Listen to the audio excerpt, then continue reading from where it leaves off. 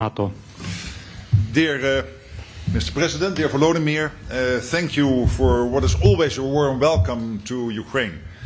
It's good to be here with you in country and good to be with you again following a very important meeting in Washington earlier this week. Nyakubahwa Volodymyr, ndagushimiye cyane yuko unyakiriye hano, ariko nanone sinabura kubwira abantu ko buri gihe uhora uduha uburenganzira bwo kwisanga nk'abaturage ba Ukraine hano muri Ukraine. Ndagushimiye cyane ko watwakiriye, ni ibintu byiza kuba turi hano kandi turi kumwe nawe. Ndetse nanone nkakwibutsa ko nishimiye kuba twarabanye mu nama yabereye Washington muri Leta Zunze za Amerika. Nyuma y'imyaka 3 n'igice Uburusiya bugabye intambara ku gihugu cyanyu, abanya-Ukraine baragaragaza ko bagishoboye guhagarara ndetse no guhangana. Abaturage b'ibihugu biri muri Nato ndetse n'abandi baturage bose hirya no hino ku isi bose baragaragaza ubushake bwo gukomeza kubashyigikira.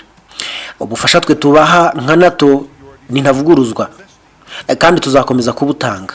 Muri ubwo bufasha agomba kuba harimo ibikenewe byose kugira ngo Ukraine yinjiye muri Nato. Ikindi kandi ni ugukomeza gufasha mu kugira ngo ibihugu bya Nato bikomeze gutanga ubufasha mu bya gisirikare ku gihugu cya Ukraine. Ibi byose bigomba gukorwa batanga amafaranga n'intwaro. Icyo nakubwira cyo nuko mu kwezi kumwe konyine tumaze gukusanya amafaranga agera kuri miliyari 1 na miliyoni 500 z'amadolari Leta Zunze za Amerika yo gukomeza gufasha igihugu cya Ukraine. Ibyo bigakorwa twohereza amafaranga, intwaro ndetse n'ibindi byinshi. Ibindi rero nabyo tuzagenda tubyohereza kandi byose tuzabikora neza. Inshuti zose z'igihugu cya Ukraine ndetse n'ibihugu biri muri Nato byose birimo birakora ibishoboka byose ngo bazane inganda zabo hano muri Ukraine. Ibyo rero bikazafasha guteza imbere ubukungu bw'igihugu cya Ukraine, ariko si ubukungu gusa ahubwo n'igisirikare nacyo kikazatera imbere. Icyo nabonye rero nuko igihugu cya Ukraine cyakomeje kwihagararaho, ariko nanone kikaba gishaka ubufasha burushijeho. Twese rero twigiye ibintu byinshi cyane ku gihugu cya Ukraine kuko cyagaragaje kwihagararaho kudasanzwe. Ibyo rero bigatuma ukomeza guhamagarira ibihugu kuza gushora imari yabyo hano, cyane cyane mu bya gisirikare.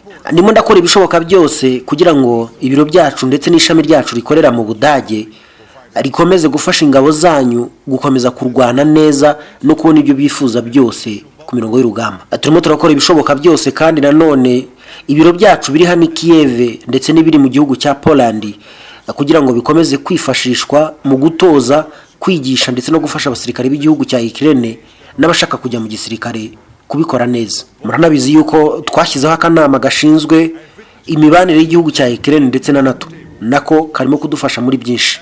Ibi byose tubikora kubera yuko duhuriye ku ndangagaciro zimwe. Izo nizo kwishyura ukizana, demokarasi ndetse no kwimakaza ubutabera. Turi kumwe kandi kubera yuko dusangiye impamvu yo kuvuga ko tugomba kurengera igihugu cya Ukraine, tukarengera ubusugire bwacyo ndetse n'ubwigenge bwacyo. Umutekano wacu ndetse n'uwanyu rwose birahura. Nyakubahwa Perezida Volodymyr Zelensky, igihugu cyawe kimaze imyaka 3 n'igice kirimo kirwana intambara yo guharanira kwishyura ukizana.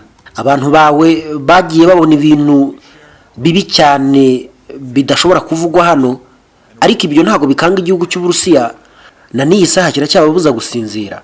Urabizi ko barasa ingo z'abantu ndetse n'amavuriro ho bivuriza, bakarasa inganda ndetse n'ibikorwa remezo. Ariko abasirikare b'igihugu cya Ukraine bo baracyarwana bafite umuhati. Bano basirikare bakoze uko bashoboye bakomera igihugu cy'Uburusiya ndetse banakingizayo mu bice bimwe na bimwe cyari cyarafashe. Twebwe rero tuzagushyigikira kandi muri byose. Ni nayo mpamvu nkubwira ko tugusezeranya kuzahagararana nawe muri byose kugira ngo intambara irangirane ubutabera kandi irangire neza. Urabyibuka ko kuwa mbere twari kumwe Washington ndetse n'abandi bayobozi bo mu bihugu by'Uburayi.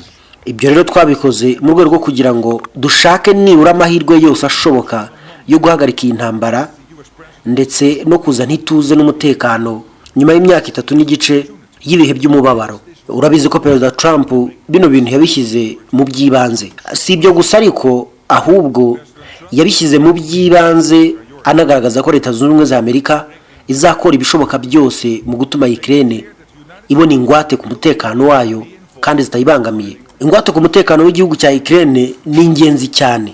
Ibi rero nibyo turimo gukora kugira ngo tubigereho, kugira ngo igihe nikigera mu bihe bizaza igihugu cy'Uburusiya kitazigera cyongera gutera igihugu cya Ukraine. icyo nagusezeranya nuko ufite imbaraga nyinshi cyane z'abantu b'inshuti z'igihugu cya Ukraine bakuri inyuma. Izo nshuti zawe rero zikazagufasha ku buryo Uburusiya butazigera butwara nubwo ari santimetero imwe y'ubutaka. Nagushoboje reka kwifuriza ibihe byiza wikaje ku biganiro byacu. Gene Derek Mugabo gicana yitwa Derek Mugabo official. Reka dufata akanya kugira ngo twongere twirebere ibirimo kubera hano hakurya y'inyanja nini cyane mu gihugu cya Ukraine, aho umuyobozi wa Nato Mark Rutte yamaze gukanagiza ibirenge, uhagarariye Nato yamaze gukanagiza ibirenge bye i Kyiv mu murwa mukuru w'igihugu cya Ukraine, aho agiye kuganira na Perezida Volodymyr Zelensky no kugira ibyo amusezeranya muri ibi bihe bitoroshye. Hanyuma ikindi turi buhereho wenda ni iyindi deadline cyangwa se iyindi nyirantarengwa Perezida Donald Trump yamaze gutanga. Aravuze ati mu gihe cy'ibyumweru 2 hatagira igikorwa bazabona ishyano, hari ibintu bigiye kuba bitari byiza. Ejo twaganiriye ku nkuru hano yabanjiriza ziri hano, aho nakubwiraga yuko igihugu cya Leta Zunze Ubumwe za Amerika gisa naho kirimo gutegura ibintu bitari byiza, ndetse perezida w'igihugu cya Ukraine icyo gihe yararimo gutangariza perezida mugenzi w'ibyabaye, ndetse no kumusaba kugira ngo agire icyo akora ku gihugu cy'Uburusiya. Byose nibyo tugiye kwitaho ngo turebe ko byifashe. Nk'uko nabikubwiye, Derek Mugabo gushimira cyane umusanzu wawe ndetse nkanaguha ikaze mu biganiro byacu. Uyu mugabo ubona hano yitwa Mark Rutte, ni Secretary General wa Nato, ari mu gihugu cya Ukraine ku itariki 18 yari mu gihugu cya Amerika ari kumwe n'abandi bayobozi. Ngo turavuga Chancelier w'Ubudage, tukavuga nyine Chancelier w'Ubudage Friedrich Merz, tukavugamo Minisitiri w'Intebe w'Ubutaliyani Giorgia Meloni, hari hariyo Sakistama Minisitiri w'Intebe w'Ubwongereza, hari hariyo Emmanuel Macron Perezida w'igihugu cy'Ubufaransa, hari hariyo kandi Perezida w'igihugu cya Finland Alexander Stubb, hari hariyo na Perezida wa EU cyangwa European Union Ursula von der Leyen. Abo ngabo bari kumwe na Perezida Volodymyr Zelensky uko ari 7 bari imbere ya Donald Trump bagiye kumubaza uko ibintu bigomba kugenda. Hanyuma mu byo yivugiye icyo gihe yaravuze ati nibyo birakwiye ko intambara yahagarara mu gihugu cya Ukraine, ndetse ashimira Perezida wa Leta Zunze Ubumwe za Amerika ko yakoze akazi kataraboneka, akazi keza cyane mu kugerageza guhagarika intambara irimo kubera muri biriya bihugu, muri kiriya gihugu cya Ukraine ndetse n'igihugu cy'Uburusiya. Ubu rero uyu munsi arimo kuvuga iki? NATO Secretary General Mark Rutte arrived in Kyiv on August 22nd and met with President Volodymyr Zelensky, a Kyiv independent journalist reported. Uyu mugabo Mark Rutte uyobora NATO yaje uyu munsi ku itariki 22 mu gihugu cya Ukraine, agera i Kyiv ahura na perezida w'icyo gihugu Volodymyr Zelensky nk'uko byatangajwe n'umunyamakuru w'ikinyamakuru cyitwa Kyiv Independent. Rutte's visit came days after a high-level meeting in Washington between Zelensky, US President Donald Trump, European partners aimed at secure and security guarantee for Ukraine. Nubwo ibyo bibaye baratubwira ko bibaye nyuma yaho habereye ya nama nakubwiraga bari ku itariki 18 z'uku kwezi i Washington, aho abayobozi bo mu Burayi bahuye n'igihugu cya Leta Zunze Ubumwe za Amerika kugira ngo baganire ibintu bigiye bitandukanye. Hanyuma rero uyu mugabo Mark Rutte bimwe mu byo yagiye agarukaho, avuze yuko igihugu cya Ukraine kitazigera gitakaza ubutaka na bukeya, kitazigera gitakaza ubutaka na bukeya. Avuga yuko batazigera bemerera Uburusiya gutwara ubutaka bw'igihugu cya Ukraine kubera yuko batagomba guhemba Uburusiya nyuma y'ibyo bwakoze, ngo kubera ko ibyo bwakoze atari byiza bikwiye guhemberwa iby'igihugu nyine ibyo Ukraine yakorewe. Now mu masaha birashize buragira ngo ndebe icyo ibindi binyamakuru bitari byo muri Ukraine birimo kubiganiraho. N'ikinyamakuru cyitwa Reuters ku itariki 19 cyavuze ko uyu mugabo Rutte yavuze ko Rutte says Article 5 type deal considered for Ukraine, NATO membership not discussed. Akagira ati nyine yavuze yuko bazifashisha article cyangwa ingingo article yego bazifashisha article ya 5 mu masezerano ya NATO ariko ibyo gushyira muri NATO Ukraine byo nta birimo. NATO Secretary General Mark Rutte said on Monday NATO membership for Ukraine was not under discussion, but that there was a discussion on Article 5 type security guarantee for the Ukraine that Russia invaded in February 2022. Ngo akavuga ngo icyo gihe kwa mbere yaravuze ngo baganiye ku bindi ariko byo gushyira Ukraine muri NATO ntabwo byavuzwe, ahubwo harebwa uburyo hakifashishwa Article 5 nk'uburyo bw'ingwate ku mutekano w'igihugu cya Ukraine. The situation, ubwo mu ijambo rye nyine avuga, the situation is this, that the US and some other countries have said that they are against NATO membership for Ukraine.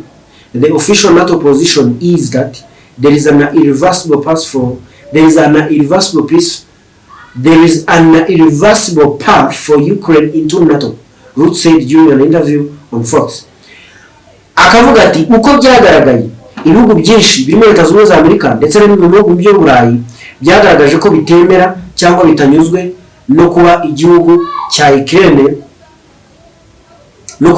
Ukraine gishaka kujya muri NATO, ariko barangije bavuga ngo hari inzira idashobora gusubira inyuma, irreversible path for Ukraine into NATO, hari inzira idashobora gusubira inyuma yo gushyira Ukraine muri NATO. Agakomeza agira ati but what we are discussing here is not a NATO membership, but what we are discussing here is Article 5 type of security guarantee for Ukraine, and what exactly they will entail will now be more specifically discussed. Indwara, ibibazo na za karande zo mu miryango biri hose kandi si buri muganga wese wabikiza, ariko hari umuvuzi w'igitangaza nzi ufite imbaraga zidasanzwe zituruka mu mbaraga z'ibisekuru bye. Ubushobozi bwe burenga amaso bukinjira mu maraso yawe bukamenya ibyihishe byose naho indwara yihishe hose. Yitwa Mwami, yihariye imbaraga z'amagambo, ijambo rimwe ryonyine rihindura ubuzima rigakuraho indwara mu mubiri. Imbaraga ze zituma uburwayi bwose buhinda umushyitsi bugahunga. Nta burwayi bumurusha imbaraga, nta kibazo gishobora kumunanira. Waba uri muri Afrika, i Burayi, muri Amerika cyangwa n'ahandi hose mu isi, ubufasha bwe burakugiraho nta nkomyi. Ntutekereze ko uburwayi bumurusha imbaraga, shaka ubuvuzi bw'ukuri wibonera ububasha butangaje buguhindura ubuzima. Akorera muri Nord Kyiv muri Congo, ururimi waba ukoresha rwose murumvikana aho waba uri hose. Mwandikire kuri nimero akamenyetso ko guteranya 243 942 163 385. Akavuga ati ibyo twavuganye hano si ugushyira Ukraine muri NATO, ahubwo no gushakira ingwate ku mutekano w'igihugu cya Ukraine dushingiye cyangwa twifashishije Article ya 4 mu bigenga mu mahame cyangwa mu mategeko agenga igihugu agenga NATO. Niki kiri muri NATO niki kiri muri iyo ngingo ya 5 cyangwa iyo Article ya 5? Article 5 of NATO's founding treaty enshrines the principle of collective defense, in which an attack on any of its 32 members is considered an attack on all. Joining the Atlantic Alliance is a strategic objective for Kyiv that is enshrined in the country's constitution. Muri article ya 5 ya NATO ivuga ko ari uburyo bw'uburinzi ku bihugu byose biri muri NATO, ariko uzataka igihugu kimwe muri ibyo azaba yatatse ibihugu byose. Ariko Ukraine kubera ko itarajya muri NATO yigasa n'itarebwa n'ibyo, ahubwo igasigara irebwa no kuvuga ngo ko twabishyize mu itegeko nshinga ryacu ko ari cyo kintu cy'ibanze dukeneye kurusha ibindi byose, aricyo kintu cy'ibanze dukeneye kurusha ibindi byose. Hanyuma tugarutse kuri iyi ngingo, it enshrines enshrined in Article 5 is found in treaty in the principle of collective defense, the idea that an attack on one member is considered an attack on all. NATO takes decision by consensus, but the political and military strength of the United States means that it is by far the most powerful in the alliance. N'ubundi batugarukira kubivugwa muri Article 5 bavuga yuko iyo uteye kimwe uteye byose. None Ukraine yinjira muri NATO, ariko hashaka gushyirwaho uburyo nka Ukraine yabarirwa ko kwataka kwayo bisobanuye kwataka igihugu cya NATO nubwo atari igihugu kinyamuryango. Ibyo rero bikaba bigoranye, ari ibintu bitoroshye na gato yuko bishobora gukorwa muri ubwo buryo. Nawe niba uyu nguyu arimo kuvuga ko igihugu cya Ukraine kigomba gutabarwa, kuko nahoze mubona yisararanga mu kanya katambutse, yari arimo yisararanga avuga ko nguye hano ubu ngubu uyu munsi muri Ukraine, mbanje kugutwara mu mateka gato. Uyu munsi muri Ukraine yavuze ati Rutte pledges NATO security for Ukraine. Yatangaje ko to pledge ni nko kwitanga cyangwa gutangaza ko kwiyemeza, guhiga, yego nko guhiga ko kwitanga dushobora kubikoresha nk'igihe cyo gufundraisinga yitanzaya, ariko iyo bigeze nko muri ibi ngibi twabikora mu buryo bwa contextual, tukavuga ko ari umuhigo ahize. Mark Rutte, NATO Security General, has said that NATO will be involved in securing the future of Ukraine while on a visit to Kyiv. Uyu mugabo avuze ko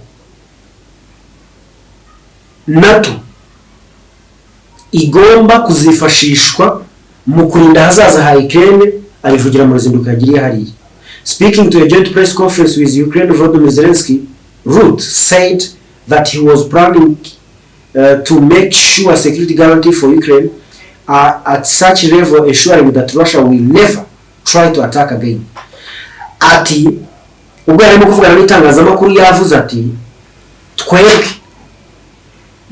twebwe nka NATO twaraga twifuza kuza hano, nagira ngo nze mubwire yuko natwe turajwe inshinga no kubona ahazaza ha Ukraine hafite umutekano uhagije, ndetse no kumakinga sure cyangwa ndetse no kureba ko NATO itazigera nako Uburusiya butazigera bwongera na rimwe gutera igihugu cya Ukraine mu bihe bizaza.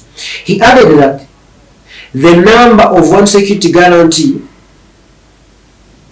should be to first give the Ukrainian military what it needs, then to involve European militaries after a peace deal has been made. Wagatanga igitekerezo akavuga ati ikintu cya mbere gikwiye ni ukubanza kwemera igihugu cya Ukraine gutura ubwoko bw'igisirikare cyifuza n'ibikoresho gikeneye byose kikaba kibifite. Icya kabiri ni kwemerera ibisirikare byo mu Burayi kuza gukorera hariya. The alliance leader was in the Ukraine capital as a diplomatic activity continued in the Europe and in North America to find some form of framework on which to hang a ceasefire or peace agreement between Ukraine and Russia.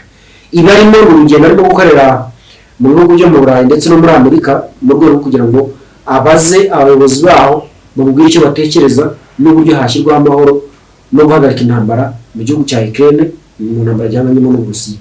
During Friday's meeting, Zelensky said the guarantee ought to be similar to NATO Article 5, which consider an attack on one member of alliance is an attack against all. Zelensky kwa gatanu nawe yavuze ko yifuza ko ino article ya gatanu Article 5 ya NATO ikwiye kuba ariyo yifashishwa mu bijyanye no gukemura ikibazo cy'igihugu cya Ukraine, bitewe nuko iyo article ivuga ko gutera igihugu kimwe bisobanuye gutera ibindi. Noneho nuko ndeba hano batamukotinze neza, ariko reka nkazane hano. Yavuze ati Uburusiya ntabwo buzigera butwara ubutaka habe na inch, habe n'agasantimetero, harya ino niko bajya bavuga, baravuga ngo habe n'agasantimetero, habe n'agasantimetero k'ubutaka Uburusiya ka Ukraine Uburusiya buzigera butwara. Ibyo arabivuga ashingiye ku kuba igihugu nyine cy'Uburusiya gikeneye gutwara ubutaka bw'igihugu cya Ukraine. Bitwagiye tubisubiramo kenshi, bakeneye gutwara ziriya ntara zose bafashe, hanyuma zo batarafata neza bakaba bazirekera igihugu cya Ukraine ku bwumvikane bw'uko ari uko bigomba kugenda. Na hano nahoze mbona nyine Rutte arimo kuvuga ko igihugu cya Ukraine kitagomba gutakaza kitagomba gutakaza n'intara n'imwe. Bivuze ngo NATO igiye gukora uko ishoboye kose ubutaka igihugu cya Ukraine cyagomba gutakaza kireke kubutakaza, ahubwo ubutaka igihugu cya Ukraine cyagomba gutakaza kibusubizwe biciye mu bufasha nyine, biciye mu bufasha bwa NATO. Ibyo niba bishoboka nanjye ntumbaze, kuko nanjye numva ibyo abayobozi bavuze nkaza nka reportinga byacu no gukora reportage tukakakuzanira. Dore nguyu Mark Rutte, Volodymyr Zelensky nawe ati nguyu hano barahuye, ese n'abandi bayobozi nguyu ni Andrei Yermak. Anyway, uyu munsi aravuga Volodymyr Zelensky arimo kuvuga ati uyu munsi today NATO Secretary General Mark Rutte is in Ukraine. During our meeting we discussed the first and foremost what joint next step of ours can provide Ukraine and all Europe with great security and bring the really end of the war closer. Ati umunsi ndi kumwe nawe na Mark Rutte twaganiriye kubijyanye no guhagarika ino ntambara, ati ndetse n'uburyo twabikora tukabigeza hino mu gihe cya vuba gishoboka. Agakomeza agira ati most importantly this includes our diplomacy, security guarantee and weapons for our warriors. Ati cy'ingenzi twavuze kurusha ibindi nuko twarebye kuri diplomasi yacu izakora ite, ingwate ku mutekano wacu n'icyizere cy'ahazaza ndetse n'intwaro igisirikare cyacu cyemeye gukoresha. In particular, the PAL program is already operating, enabling the purchase of American weapons with partner funding. Ati urugero cyangwa by'umwihariko hari gahunda yitwa PAL. Iyi gahunda ni gahunda yemerera abanyaburayi ndetse n'igihugu cya Ukraine kugura intwaro muri Leta Zunze Ubumwe za Amerika. Amerika ikemera kuzibagurisha, abanyaburayi bakemera kuzishyura zigahabwa igihugu cya Ukraine. Ibi rero akavuga yuko birimo gukora kandi birimo gukora neza. Ati we already have 1.5 billion from European countries. Ati twamaze kugwiza nibura tumaze kugeza miliyari 1,500,000 z'amadolari ya Leta Zunze Ubumwe za Amerika. This is significant. Birero birashimishije, ni byiza. I'm grateful to every partner we are working to raise more. Ati ndashimira cyane abafatanyabikorwa bacu turimo turanakora uko dushoboye ngo tubone amafaranga menshi. N'uyu nguyu yamaze kugera mu gihugu cya Ukraine yicaranye na Volodymyr Zelensky barimo baraganira. Mukanya wabonye ishusho rye arimo avugana n'itangazamakuru n'imigabo n'imigambi bafite. Reka tuvuge aho ngaho. Uyu munsi Leta Zunze Ubumwe za Amerika iri muri gahunda utamenya, reka tubanze turebe gato. Going around in circle, Trump sets new deadline for peace in Ukraine. Bwanyu again threatens with tough legislation. Bivuze ngo hari ibigiye kugaruka. Mu bigaruka Trump yongeye kumvikana arimo gutera ubwoba no gushyiraho izindi nyirantarengwa. Hano Trump administration will know within 2 weeks whether there will be peace in Ukraine. US President Donald Trump said on August 21st in an interview on the Todd Stern's show, warning that if not, he will take a different tact. Perezida wa Zunze Ubumwe za Amerika yongeye kuvuga ku mugoroba w'itariki 21 ko bazamenya mu byumweru bibiri byonyine niba hazaba amahoro muri Ukraine cyangwa atazabamo. Niba atabayemo azahita afata ashaka ubundi buryo butandukanye n'ubu buryo yari yafashe. These comments are the latest in the series of deadlines Trump has set for Ukraine's war, none of which have been followed by action when they came and went. Batwibutsa nyine ko ari ubwa kenshi yongera gusubiramo gushyiraho nyirantarengwa kandi zagiye ashyiraho zose nta nimwe n'izigihe gitanga zarazaga zikagenda. Noneho wakavuga ngo ubwo ni Trump, we will know within 2 weeks where there will be peace in Ukraine. After that we will have to maybe take a different tact. Ati mu byumweru bibiri byonyine tuzaba twamaze kumenya muri Ukraine amahoro aboneka ntaboneka. Nitumara kumenya ibyo wenda dushobora kuzafata ubundi mujyo iyindi nzira ubundi buryo. Bivuze ngo yongeye guteguza ko mu byumweru bibiri intambara n'ibidahagaze ashobora kuzisubiraho akagira ibyo akora bitandukanye nuko turimo kumubona none ahangaha. Hanyuma ibyo azakora ubibaze nanjye mbikubaze. Gusa yiyandikiye kuri Truth Social ye mu minsi yashize, yiyandikiye kuri Truth Social ye agaya Biden katigeze yemerera igihugu cya Ukraine kurasa Uburusiya. Mu kwa 12 kuri mwaka yumvikanye agaya Biden ko yemeye ko intambara itangira akanashuka Ukraine kwemera kurwana n'Uburusiya kandi itabushoboye.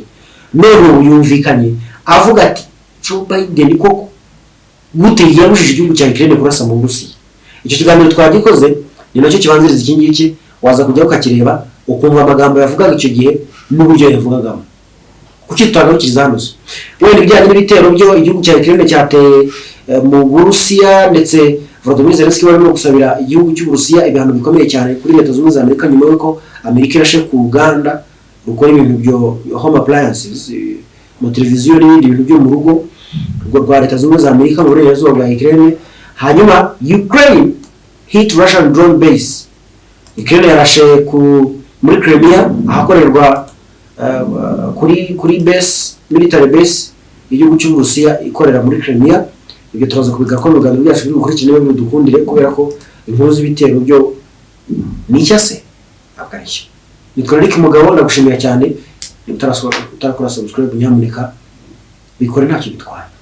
Tuzigura mu bindi biganiro mugira amahoro.